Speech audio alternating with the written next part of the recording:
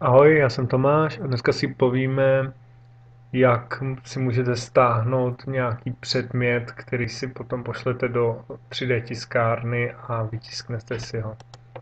Super stránka je thingiverse.com.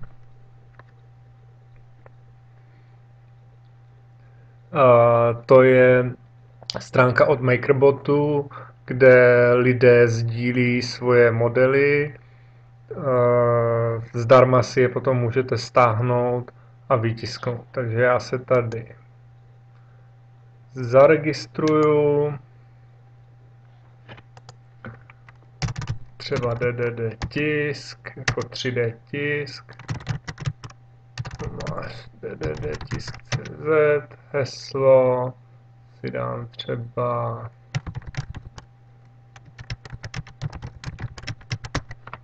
tak, vyplním tady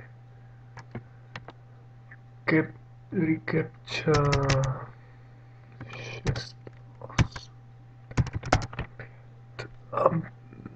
a zaregistruju se. Tak, můžu si tady vyplnit jméno, informace o mně, odkud jsem a tak dál. Já to teďka dělat nebudu. A podíváme se rovnou, co se dá na Thingiverse najít. Takže můžete hledat věci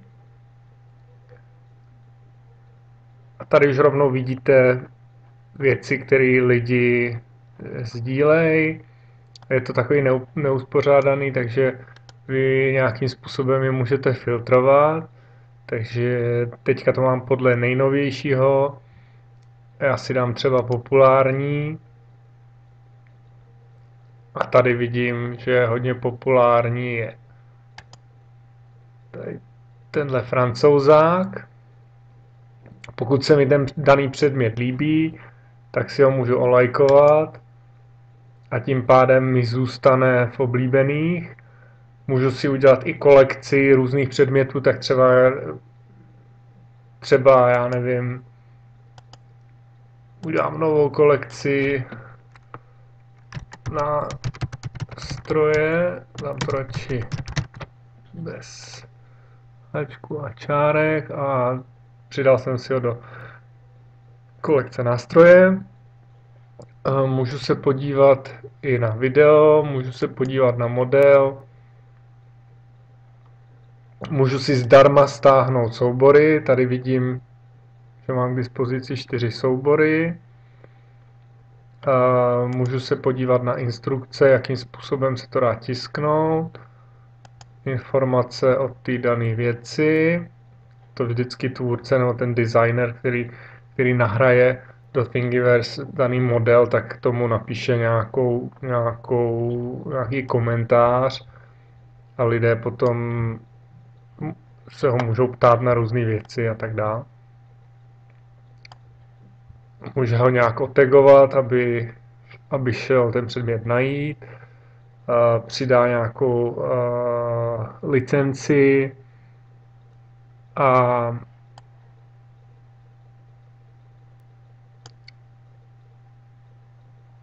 když si stáhnete předmět v STL formátu, tak ho můžete poslat na tiskárnu a vytisknout si jej.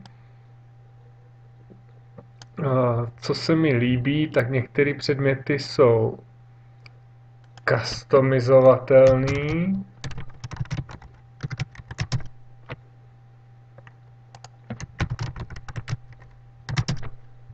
To znamená, že si je můžete upravit. A to je například, já nevím, co vyberu. Tohleto, tady ty klíče.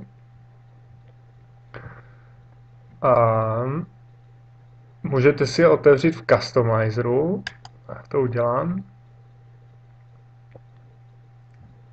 Ještě povolím, že Customizer můžu používat.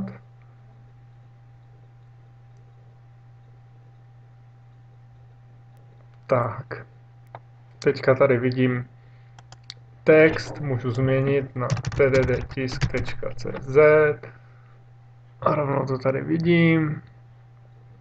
Můžu si změnit font, můžu si změnit velikost, délku třeba toho klíče, tak ho prodloužím.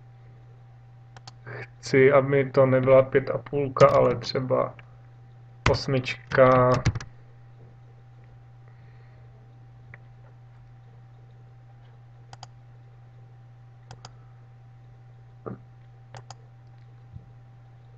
Aha, ne, tak to byla velikost tady velikost toho klíče je potom tady, když si 14, 15.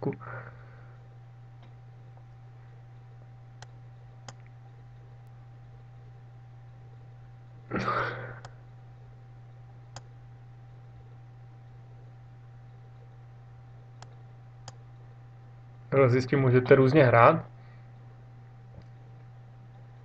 Pak dáte create thing.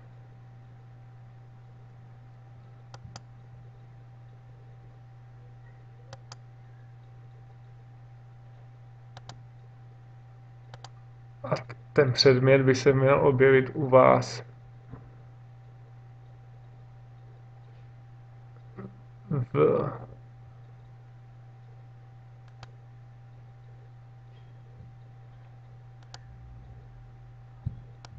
my things.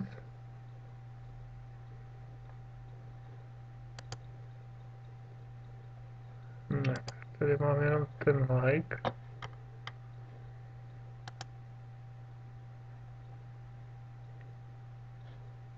Takže když budete chtít se podívat, co jste si customizovali, tak si dáte Customize a Thing, spustíte si vlastně tu aplikaci Customizer a jakmile se to nahraje, tak byste měli být schopni vidět v mých věcech. Tak, to je vlastně ten můj customizovaný klíč, který jsem vytvořil. Tak. Takže dále můžete hledat věci podle toho, jestli jsou customizovatelný, nebo můžete hledat přímo kolekce, to znamená, když chci hledat třeba, já nevím, iPhone, různý iPhone casey,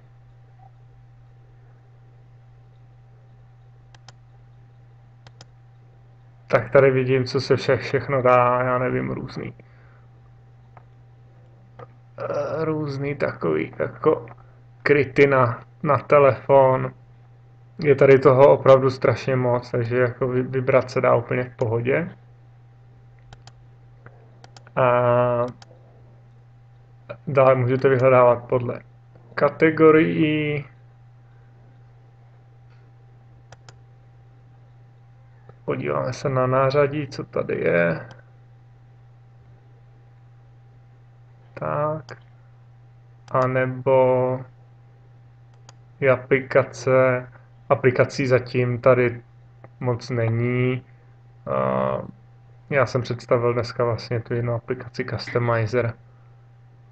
Ale do budoucna počítám, že tady toho přibude. Takže to jsem vám ve stručnosti ukázal Thingiverse, jak to funguje, jakým způsobem se zaregistrovat, jak si můžete stáhnout nějaký model a zadarmo vlastně a potom si ho nechat vytisknout. To pro dnešek vše. Díky za sledování. Zatím ahoj.